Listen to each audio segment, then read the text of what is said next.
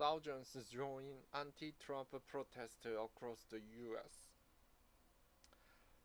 Thousands took to the street across the U.S. on Saturday to protest the recent actions by President Donald Trump, known as 50501, 450 protest, 50 Stage 1 movement.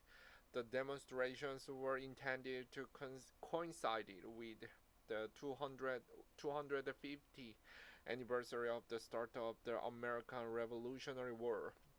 From outside the White House and Tesla dealerships and at the centers of many cities, protesters expressed a variety of grievances.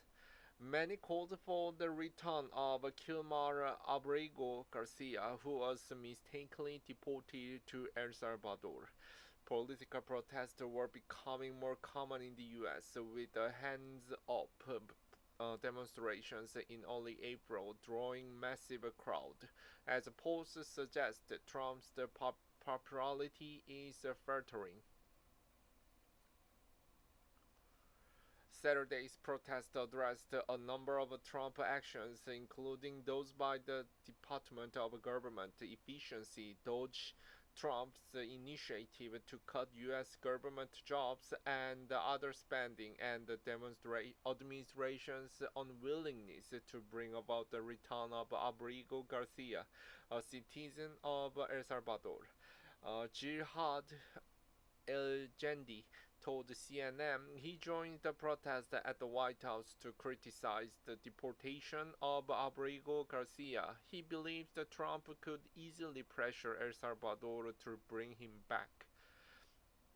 The protests were generally reported as peaceful, although Representative Suhas Subramanyam, a Democrat, posted a video on X of the man holding a Trump sign and pushing through a crowd to angrily confront him. Many demonstrators carried signs reading "No Kings," a nod to the anniversary of the state of the country's revolution against English rule.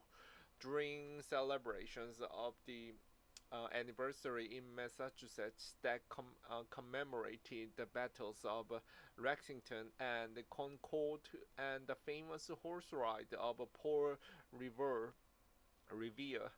People held similar signs. There was also a 50-51 demonstration in Boston on Saturday.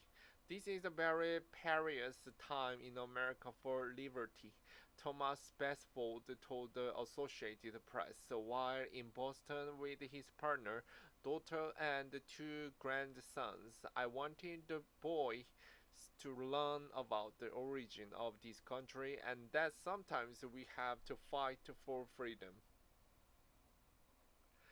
The most recent polling from Gallup suggests 45% of voters approve of Trump's performance in the first quarter of his term, which is more than the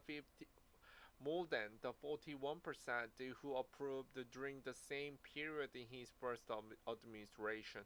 Still is lower than the average first quarter rating of 60% for all presidents elected between 1952 and 2020, and Trump's popularity appears to be edged down, especially when it comes to the economy. When he took the office in January, his approval rating was 47%, according to Gallup. His approval rating in the Reuters Ipsos poll similarly dipped to 43% from 47% in inauguration day. In the same poll, only 37% approved of his performance on the economy compared to the 42% during inauguration. Earlier this month, hundreds of thousands of Americans gathered for the largest nationwide show of opposition since Trump returned to the White House.